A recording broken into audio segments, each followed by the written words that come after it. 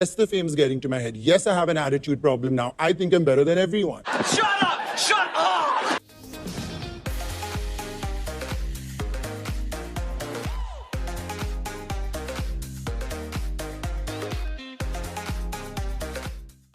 Whoever has grown up with Coffee with Karan know that they have seen an evolution of the show from the perspective of not only the quality of the conversations but also the personality of the host Karan Johar. What becomes very clear are two things to me regarding the show: its treatment and overall impact. When the show started, Karan Johar was a relatively young creator. At the age of 32, it was important to note that he was mostly speaking to his contemporaries closer to him in age, a similar generation that has grown up with familiar beats, inadvertently leading to a lot to talk about. This allowed for an organic camaraderie and banter among the guests. But as one ages and is fighting the never-ending battle of being relevant in the age of social media, where trends change on a weekly basis and everyone is chasing their spotlight moment of virality, one as a viewer noticed Karan trying too hard to connect with a generation that he is simply alien to in the last few years. So what was once a host who came across as simply chilling with friends, oddly transitioned years later to try and fit in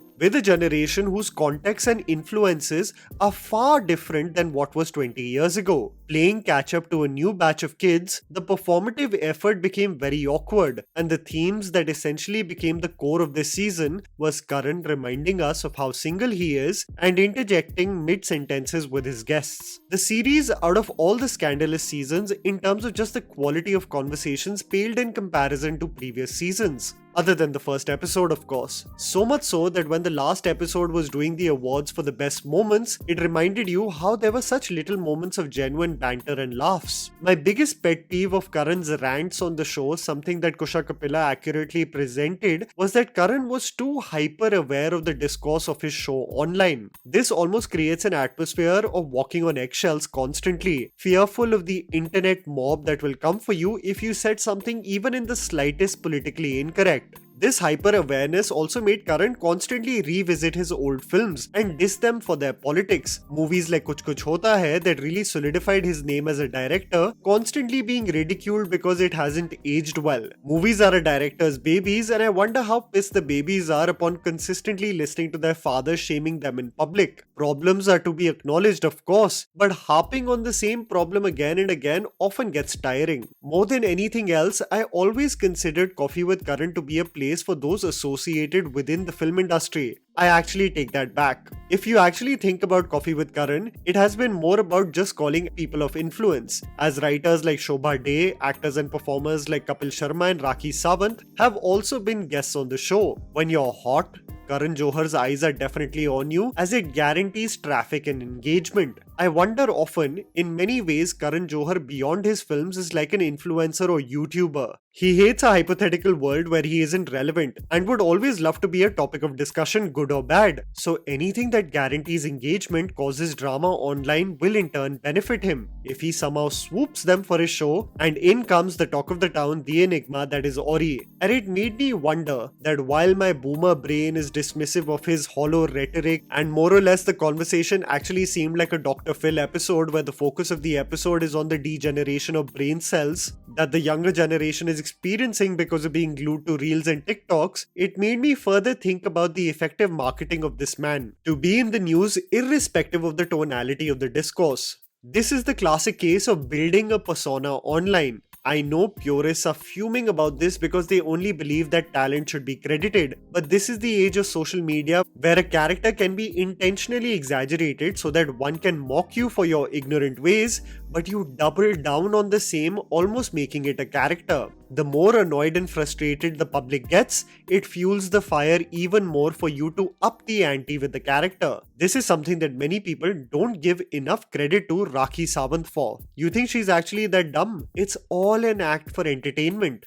The reason why I am so obsessed with her Instagram and antics with the paparazzi. If you were present in the OG days of YouTube, you would know Joji, a celebrated rapper and singer today. This creator was a menace as the character of Filthy Frank. There was a conscious decision to never showcase his real personality, as we know today, and the aura around the outlandish character became immensely popular as everyone tuned into what crazy shit he would be up to in the next YouTube video. I remember the problematic YouTuber by the name of Trisha Paytas, who went viral in the early days of YouTube for asking, "Do dogs have brains?" This was all a play to act like a dumb blonde, of course knowing very well that it will lead to engagement. You play to the gallery by playing ignorant and dumb in your own lovable ways, just like Ori does in Bigg Boss, not knowing what the Cricket World Cup is.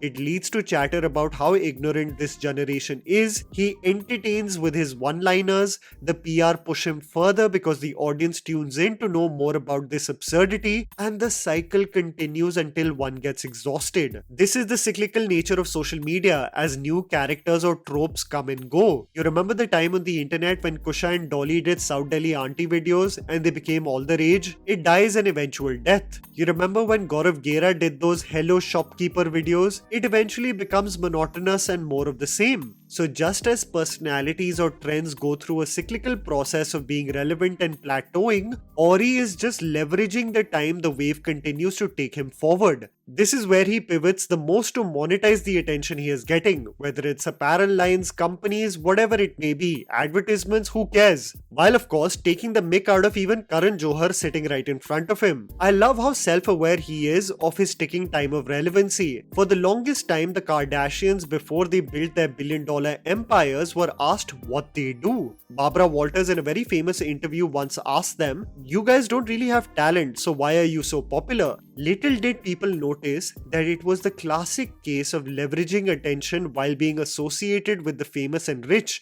and well, selling a sex tape. I'm not saying that Ori is eventually going to start an OnlyFans, but that we live in a country that is obsessed with celebrities, and when a guy, just like Aloo in every Indian dish, features in photographs of celebrities, one is curious about who he is, what he does, and how does he have access to all of these famous people. Our interest in pop culture and celebrities and their daily updates, something that Ramadhir Singh warned us about, is the reason why a boy who we know nothing about is sitting on a couch across Karan Johar discussing absolutely nothing but internet jargon. This is the era we live in, where internet virality can give anyone their 2 seconds of fame. But what one needs to acknowledge regarding Ori or whatever this guy is that he is essentially his own product, scaled up strategically, formulated as a business plan, pitched to the who's who to make sure he is in our faces constantly on our social media timelines, compelling us to talk about him. He played us. Oh shit, he played me. I made him an ounce more relevant by making this video. Even in the mocking, he won.